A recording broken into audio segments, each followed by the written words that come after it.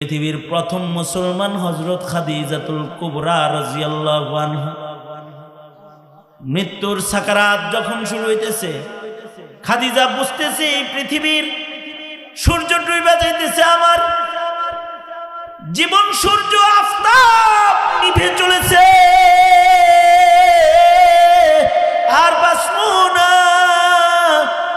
আল্লাহর নবীর হাত ধইরা খাদিজা হাবিবে কিবরিয়া নবীকে বলে, নবী গো, ওগো নবী, আমি মরে গেলে তো আমার কবরের ঘরে নামানো হবে, তাই না? ওগো সরকার, ওগো সরদার, আল্লাহর নবী গো, কবরে আমি কেমনে থাকবো? একা একা ঘর। খাদিজা তো ইতিহাসের পয়লা মুসলমান। নবীজি খাদিজার টেনশন থামাইবার জন্য খাদিজাকে বলে, খাদিজা, আপনি যখন কবরে যাইবেন তো আমার দুইজন বিবি আপনার সাথে মুলাকাত করতে আসবে, আপনার সাথে দেখা করতে আসবে।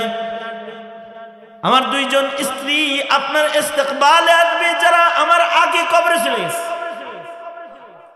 হযরত আসিয়া আসবে, হযরত মারিয়াম আসবে, আমার আরো দুইজন বিবির লোকে আপনার দেখা হবে। খাদিজা বলে, ওগো সরকার, আমি ছাড়া না আপনার কোনো বউ নাই, বিবি নাই, বিবি আসবে কেমনে? হ্যাঁ, ইতিহাসের পাতার দুইজন মহিয়সী নারী, যাদেরকে আল্লাহ ওয়াদা দিছে আমার সাথে, তাদেরকে বিয়ে দেবে। আসিয়া নির্যাতনে, ফেরাউনের নির্যাতনে আসিয়া কত কষ্ট করছে, আর আল্লাহর কাছে দোয়া করছে, আল্লাহ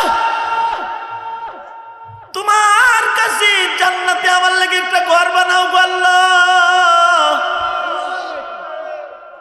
রব্বুল আলামিন, তুমি তোমার নিকটে জান্নাতে একটি ঘর আমার জন্য নির্মাণ করো। রব্বি বিনিলি বাইতা ফিল জান্নাহ, ওগো আমার রব, তুমি আমার জন্য জান্নাতে একটা ঘর বানাও।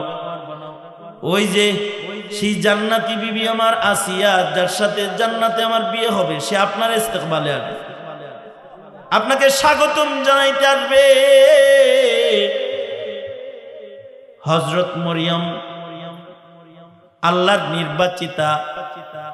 নির্বাচিত মহিয়সী নারী, বিয়েবিহীন, যার পেটে আল্লাহ